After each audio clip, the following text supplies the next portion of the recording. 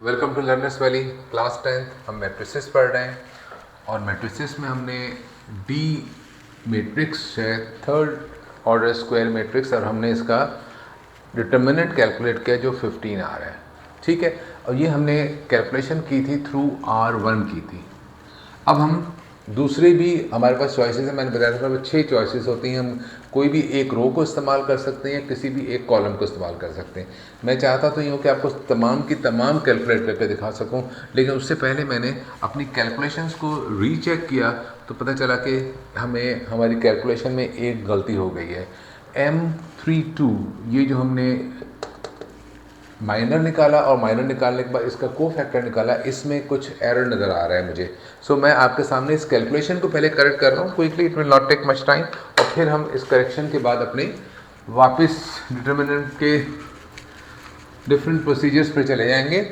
और ये अभी हमने R1 से एक्सपेंड किया था और हमारे पास आंसर आया था 15, लेकिन इससे पहले अब मैं क्या कर रहा हूँ, मैं इस कैलकुलेशन को करेक्ट कर रहा हूँ। M32 से D32 निकालने वाली कैलकुलेशन जो है, देखिए इसको, इसमें क्या गलती हुई है। -1 की power 3+2 and determinant is 1332।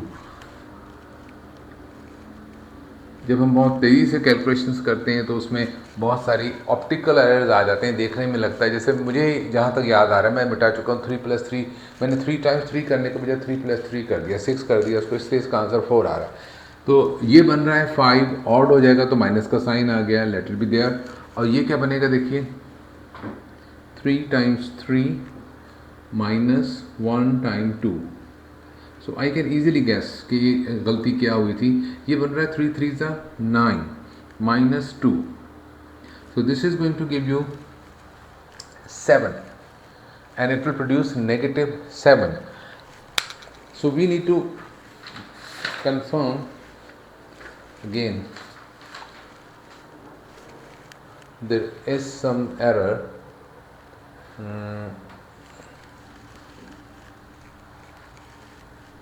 Oh my god, look at here again, we made a mistake here.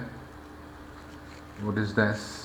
ये हमने क्या किया कि प्राइमरी डायगोनल को बाद में लिख दिया। ये प्राइमरी डायगोनल है, इसको पहले आना है। ये देखिए कितना बड़ा एरर आ रहा था इससे। And this is 3 times 3।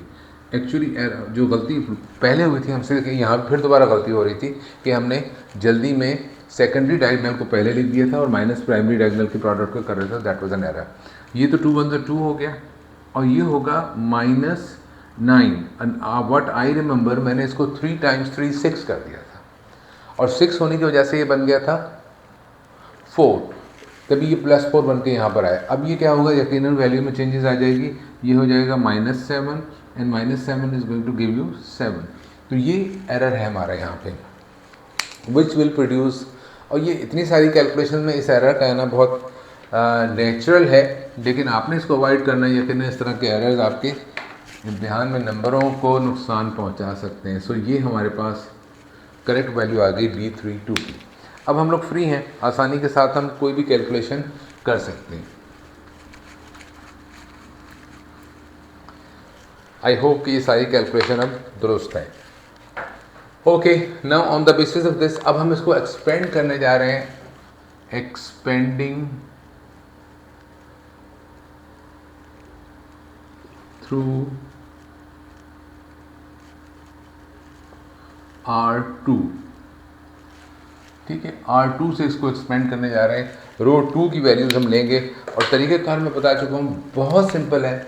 सिर्फ ये डिटर्मिनेंट आ गया D, आपको जो ये इस तरह के ब्रैकेट्स लगाने हैं, 3 पेयर्स प्लस के साथ। ब्रैकेट्स पे मैं इसमें बहुत एम्फेसिस कर रहा हूँ, इसलिए कि आपको ये ब्रैकेट साइन के एरर से बचा लेंगे। सबसे पहली बात, जो रो के मेंबर्स हैं वो सारे के सारे लिख दीजिए, 3 0 एंड 2। ये रो है आपके पास, सेकंड रो 3 0 2। इनके पोजीशन नंबर्स आपको मालूम है, ये है सेकंड रो है, पहला कॉलम 2 1 है, 2 2 है, 2 3 है। देखिएगा 2 1, I have written this 1 2, this is not 1 2, this is 2 1। This is 2 1। Okay, now 2 1 2 2 2 3 ये वैल्यूज़ हैं जो हमें यूज़ करनी है। 3 -6 एंड 3 -6 एंड 3। अब इससे क्या होगा कि जो बीच वाली वैल्यू है यहाँ पे जो प्रोडक्ट है ये तो ज़ीरो बन जाएगी, लिहाजा इसको तो हम कैलकुलेट करें ना करें कोई फ़र्क नहीं पड़ता, ख़त्म हो गया। तो ये दोनों वैल्यू देखें, 3 3 9 and this is 2 3 6। Determinant is 15। इससे पहले भी 15 आया था, ये अभी ये 15 रहेगा। अगर आपकी ये कैलकुलेशन सही है तो it can not be change, it will remain same. ठीक है, अब हम इसको एक्सपेंड करने जा रहे हैं रो 3 से। रो 3 से एक्सपेंड करेंगे तो कोई फ़र्क पड़ेगा? नहीं फ़र्क पड़ेगा, पढ़ना भी नहीं चाहिए अगर हमारी कैलकुलेशन सही है। तो ये है रो 3। ओके, रो 3 से एक्सपेंड करें, करना वही है कि आपको 3 पेयर ब्रैकेट्स चाहिए प्लस के साथ। अगर ये स्ट्रक्चर आप सही लिख देते हैं फिर वैल्यूज़ इंसर्ट करनी होंगी तो इसमें गलती का इम्कान नहीं होगा। सबसे पहले चीज़ रो 3, तो रो 3 को नोट कर लीजिए, 2 1 0, ये 2 आ गया, ये 1 आ गया, ये 0 आ गया। अब इन वैल्यूज से रिलेटेड जो को फैक्टर्स हैं वो आपको यहाँ लेकर आने हैं। कौन कौन से को फैक्टर हैं? देखिए, ये थर्ड रो है तो ये इसका पोजीशन क्या है? 3 1 है, this is 3 2 and this is 3 3। ये पोजीशंस हैं, तो ये वाले को फैक्टर्स ढूंढ लीजिए। ये को फैक्टर यहाँ से स्टार्ट हो रहे हैं। 3 1 इज 4, 3 2 ये जो नंबर है इसके पोजीशन 3 2 है, तो 3 2 को फैक्टर है, ये है 7 और 3 2 that is 3 3 sorry that is -6। लेकिन इस -6 का कोई इतना इम्पैक्ट नहीं होगा क्योंकि 0 से मल्टीप्लाई हो रहा है तो वो तो ख़त्म हो जाएगा। लिहाजा ये दो ही मल्टीप्लिकेशन है जो हमारे रिजल्ट प्रोड्यूस करके देंगी। तो 2 4 8 and 7 1 7, so the result is 15। ये मैंने 3 ऑप्शंस अपने यूज़ कर लिए हैं, दैट दोज वर 3 रोज। ठीक है, अब मैं कैलकुलेट करूंगा उनको तीनों कॉलम से कैलकुलेट करके देखूंगा कि रिजल्ट सेम आता है नहीं। आपको कोई एक करना है, याद रखें, सारे नहीं करना है आपको, तो सिर्फ वैल्यू चाहिए, वैल्यू जिस तरह से भी आप निकाल लें। मैं सिर्फ ये बता रहा हूं कि आपको कितनी चॉइसेस अवेलेबल हैं। Now we are going to column 1।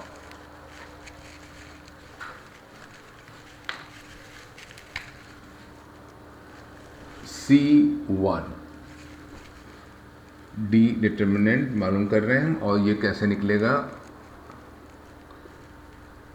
Plus plus. Okay, now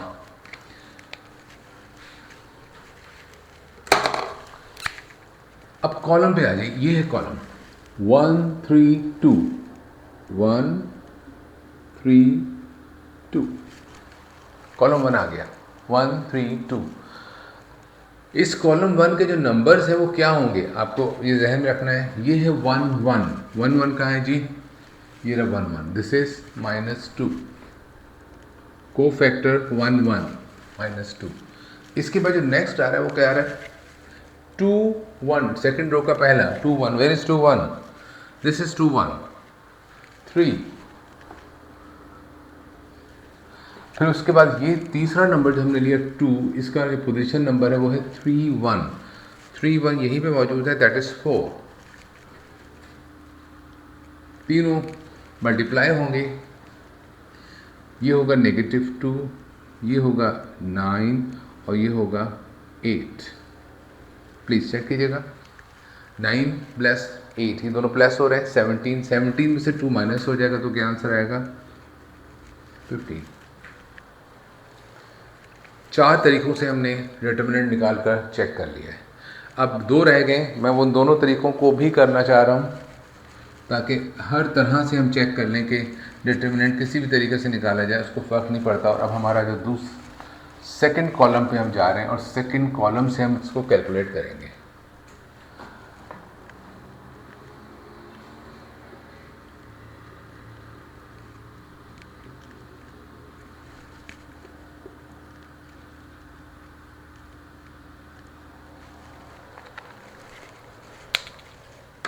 okay, second column, ये सेकंड कॉलम है, इसके जो नंबर्स होंगे उन सब के अंदर ये 1 2 है, ये 2 2 है और ये 3 2 है, क्योंकि रो का नंबर चेंज होगा, कॉलम का नंबर तो सेम ही रहेगा, दैट विल बी 2 2। ओके, पहले तो इस कॉलम को रिकॉर्ड कर लें, इसकी वैल्यूज़ क्या हैं, 2 0 एंड 1, 2 0 1। पहले तो हमने कॉलम को रिकॉर्ड कर दिया। अब उसके बाद में इन वैल्यूज़ के कोफैक्टर्स कौन से हैं। पहला वाला है 2 2, वेयर इज 2 2, सॉरी 1 2, 1 2 है 4। ये दूसरा नंबर है 2 2, ये 2 2 ये आ गया, दैट इज -6। फिर उसके बाद में है दिस वन, ये है 3 2, 3 2 ये है, दैट इज 7। देखिएगा 2 4 8, ये वाली वैल्यू तो ज़ीरो हो जाएगी, क्योंकि ज़ीरो से मल्टीप्लाई होगी तो ज़ीरो हो जाएगी, और ये होगा 7 1 7, तो 8 + 7 इज़ 15। ठीक है जी, डिटर्मिनेंट जो है वो 15 है इस मैट्रिक्स का। लास्ट ऑप्शन है हमारे पास C3, उसको भी हम चेक कर लेते हैं और जल्दी से इस लेसन को कंक्लूड करते हैं, ताकि आप लोग अब अपनी एक्सरसाइज में जो जो डिटर्मिनेंट मैट्रिक्सेस दिए उनके डिटर्मिनेंट मालूम करने आपसे कैलकुलेट कर सकें। So the last possible option is C3। C3 से हम कैलकुलेट करेंगे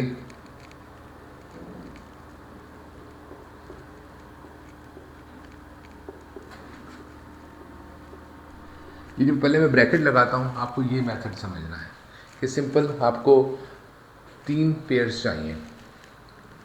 थर्ड रो की बात कर रहे हैं, ये थर्ड रो है, सॉरी थर्ड कॉलम ये 3 2 0, पहले 3 आ गया, फिर 2 आ गया, फिर 0 आ गया। पहले वाले ब्रैकेट्स में हमने कॉलम की वैल्यूज़ डाल दी हैं। अब इन कॉलम्स के कोफैक्टर्स रिस्पेक्टिवली, ये पहले क्या है देखिए 1 3 है, 1 3 का कोफैक्टर क्या है 3। फिर उसके बाद दूसरे नंबर पर 2, ज़रा गौर कीजिएगा, यहाँ पे ये सेकंड रो और थर्ड है, तो ये क्या होगा 2 3, where is 2 3, this is 2 3, that is again 3। अब वो ज़ीरो है, उसकी वैल्यू लिखें ना लिखें इससे फ़र्क नहीं पड़ेगा, ज़ीरो से मल्टीप्लाई कुछ नहीं, ज़ीरो बन जाए, लेकिन चूंकि मैं आपको डेमॉन्स्ट्रेट कर रहा हूँ तो मैं इसको दिखा दे रहा हूँ कि यहाँ पे कौन सी वैल्यू आएगी 3 3, ये 3 3 -6 है, इससे कोई फ़र्क नहीं पड़ेगा, जो भी वैल्यू हो वो कि इसमें तो ज़ीरो से मल्टीप्लाई होकर ख़त्म हो जाना। बहरहाल प्रोसेस हम पूरा शो कर रहे हैं। So this is 3 3 9, 2 3 6 and 0, 9 + 6 is 15. Okay, so my dear students, we learned how to calculate the determinant of a third square matrix. Third square matrix में हमारे पास 6 डिफरेंट पॉसिबल मेथड्स हैं, और उन 6 डिफरेंट पॉसिबल मेथड्स को use करने के लिए हमारे पास 9 वैल्यूज़ होनी चाहिए, लेकिन हमें डिटर्मिनेंट चाहिए, हमें सारी की सारी इस पर रिसर्च की ज़रूरत नहीं, जो मैंने अभी आपको करके दिखाई है। आपको क्या करना है, आपको पहले चूज़ करना है कि आप किससे डिटर्मिनेंट निकालना चाहते हैं। रोज़ हैं आपके पास 3 आपके पास कॉलम्स हैं, आप चूज़ कर लीजिए उसमें से किस को यूज़ करना चाहते हैं। तो पहला काम आप ये करेंगे। ये काम करने के बाद आपको पता चल जाएगा कि आपने कौन से 3 वैल्यूज़ या कौन सी 3 पोजीशंस चूज़ करनी है। उन 3 पोजीशंस के लिए आप सिर्फ 3 माइनर्स निकालेंगे, तो लिहाजा इसमें एरर का चांस बहुत कम हो जाएगा। सिर्फ 3 माइनर्स निकालने, उन्हें बहुत एहतियात से ढूंढिए। उसके बाद में उन 3 माइनर्स के लिए अब आप 3 कोफैक्टर्स कैलकुलेट कर लीजिए। जब कोफैक्टर्स आ जाएंगे फिर आपके पास ये स्टेप आ जाएगा, इसके अंदर आपको सिंपली सिर्फ 3 कोफैक्टर और उस रो या कॉलम जो भी आपने चूज़ किया है उनकी वैल्यूज़ को यूज़ करना है, आपके पास डिटर्मिनेंट आ जाएगा। मैंने इस मेथड को बहुत सिंप्लीफाई कर दिया है as compare to what is given in your book. Okay, मैं मेन फोकस कर रहा हूँ कोफैक्टर्स पे। थर्ड ऑर्डर स्क्वायर मैट्रिक्स की जब भी बात हो तो सबसे इंपॉर्टेंट चीज़ है कोफैक्टर। आप कोफैक्टर निकाल सकते हैं तो उसके आगे बहुत थोड़ी सी चेंज से आप सारे काम कर सकते हैं। इन्हीं कोफैक्टर्स की मदद से हमने एडजॉइंट निकालना सीखा था, और इन्हीं की मदद से हमने डिटर्मिनेंट निकालना सीखा। एक चीज़ हमें और करनी है, दैट इज़ द इन्वर्स। अब किसी मैट्रिक्स का इन्वर्स कैसे निकालते हैं, लेकिन इन्वर्स का ताल्लुक अब इससे नहीं है। Inverse is a very simple and different thing, वो हम देखेंगे कि इन्वर्स कैसे निकाला जाता है। मैं इसी मैट्रिक्स को यूज़ करूँगा और आपको कैलकुलेट करके दिखाऊंगा कि इन्वर्स कैसे निकालते हैं। मैं एक्सरसाइज में कुछ चीज़ आपको पॉइंट आउट कर रहा हूँ, ये आप लोग करेंगे इसके अंदर, जो इसी मेथड से हल होनी है। देखिएगा question number 7, find inverse of the following matrices by adjoint. Inverse निकालने की बात हो रही, वो क्या इन्वर्स हमने नहीं सीखा है। I am going back to question number 5। Question number 5 कह रहा है फाइंड द एडजॉइंट। अगेन हम मिस कर रहे हैं इसको, what is our point here. तो let's look at question number 4 now. Question number 4 जो है वो हमारे इस वक्त इस टॉपिक से रिलेटेड है। क्वेश्चन 4 कहता है, एक्सरसाइज है 19.2 and we are doing question number 4। Question number 4 के दो पार्ट्स हैं, पार्ट 1 एंड पार्ट 2। करना क्या है इसके अंदर, आपको चेक करना है जो क्वेश्चन कह रहा है, classify the square matrices as singular and non singular matrix. देखिए ये जो आपके सामने डी मैट्रिक्स लिखा हुआ है, this is a non singular matrix. Okay, कैसे पता चला? जब हमने इसका डिटर्मिनेंट निकाला, किसी भी मेथड से निकाला, मेथड आपकी चॉइस है, तो हमने देखा कि वो ज़ीरो नहीं आ रहा है। So this is a non singular matrix. तो ये हमारी फाइंडिंग है यहाँ पे कि D is a non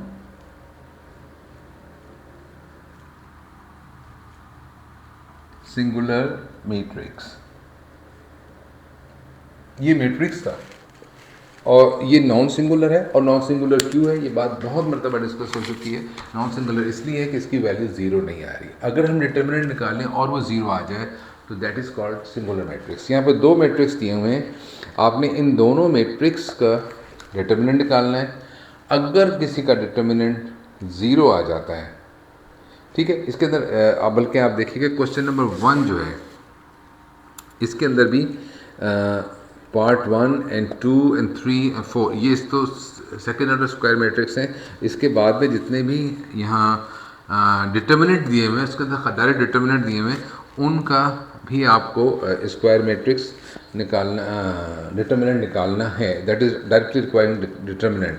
so question number 1 and question number 4 जो हैं ये डायरेक्टली रिलेटेड हैं इस प्रोसेस से। क्वेश्चन नंबर 1 के ऑल पार्ट्स में लिख रहा हूँ। ऑल पार्ट्स का मतलब कि सारे ही करके देखिए, उसके अंदर सेकेंड ऑर्डर स्क्वायर मैट्रिक्स भी हैं और थर्ड ऑर्डर स्क्वायर मैट्रिक्स भी हैं। मैं इस स्टेज पे इसको यहीं रोक रहा हूँ, ठीक है, एंड देन विल सी के हम एडजॉइंट से इन्वर्स मैट्रिक्स की तरफ कैसे जाते हैं। इसमें अगर एक्सरसाइज में कुछ क्वेश्चंस रह गए तो आई विल सी जो रह गए कि मैं इसको अपनी नेक्स्ट लेसन में इसको कवर कर सकूँ। Okay, thank you very much.